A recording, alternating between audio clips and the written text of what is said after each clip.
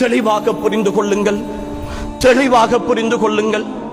தாய்க்கு பின் தாரம் என்று சொல்லுவார்கள்.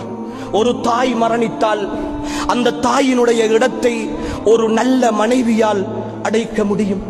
ஆனால் இந்த உலகத்தில் ஒரு தந்தையினுடைய உறவை யாராலும் அடைக்க முடியாது சகோதரர்களே.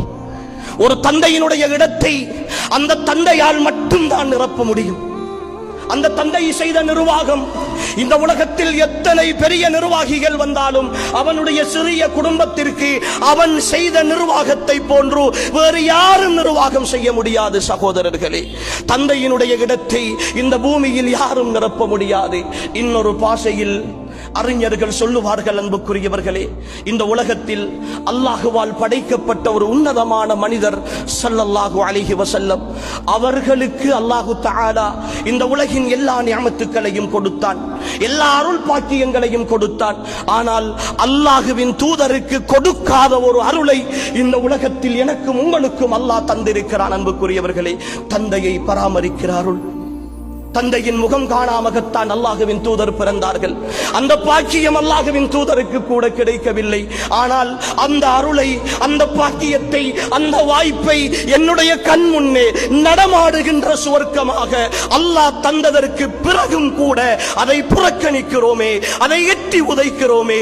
அன்புக்குரிய ஈமானிய உறவுகளே, நாம் கடுமையாக சிந்திக்க வேண்டும். நாம் மிக கடுமையாக இந்த விஷயத்தில் சிந்திக்க வேண்டும். தெளிவாக புரிந்து கொள்ளுங்கள் அன்புக்குரியவர்களே. இமாம் ஷாஃபிஈ ரஹிமஹுல்லாஹ் அவர்களிடத்தில் ஒரு மனிதர் வந்து கேட்கிறார், என்னுடைய தந்தை என்னோடு அடிக்கடி சின்ன சின்ன விஷயங்களுக்கெல்லாம் முரண்பட்டுக் கொள்கிறார், நான் அவரோடு முரண்பாடோடு சண்டை பிடித்துக் கொண்டு இருக்கலாமா என்று கேட்ட நேரம் இமாம் ஷாஃபிஈ ரஹிமஹுல்லாஹ் தந்தைக்கான உரிமையை எப்படி விளங்கி இருந்தார்கள் என்பதை பாருங்கள் அன்புக்குரியவர்களே.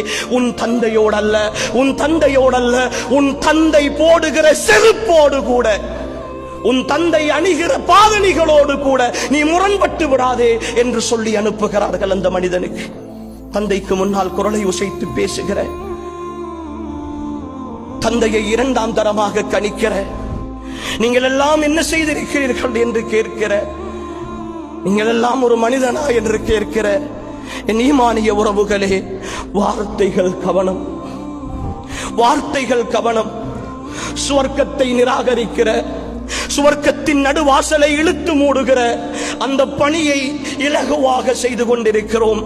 தந்தை என்ற உன்னதத்தை இழந்தவர்கள் அன்புக்குரியவர்களே, இந்த உலகத்தில் அந்த உறவை மீட்டெடுக்கவே முடியாது என்பதை மிக தெளிவாக புரிந்து கொள்ளுங்கள் என் ஈமானிய உறவுகளே.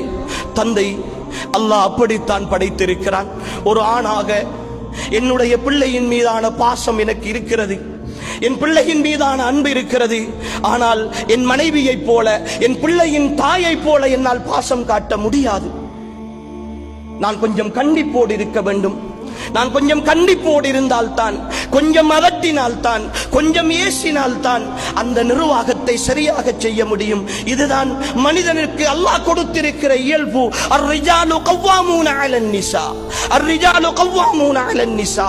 குடும்பத்தை நிர்வகிக்கிற பெண்களின் மீதான பொறுப்புதாரிகளாக அல்லாஹ் ஆண்களை நியமித்திருக்கிறான். அதனால் தான் எவ்வளவு கண்டிப்பான ஒரு தாயாக இருந்தால் கூட பிள்ளைகளை கண்டிக்கிற பொழுது அந்த தாய் சொல்லுவாள், கொஞ்சம் பொறு, வாப்பா வரட்டும் சொல்லிக் கொடுக்கிறேன் என்று சொல்லி பிள்ளையை பயமுறுத்துகிற தாய்மார்கள் இருக்கிறார்கள். அது இயல்பு அன்புக்குரியவர்களே.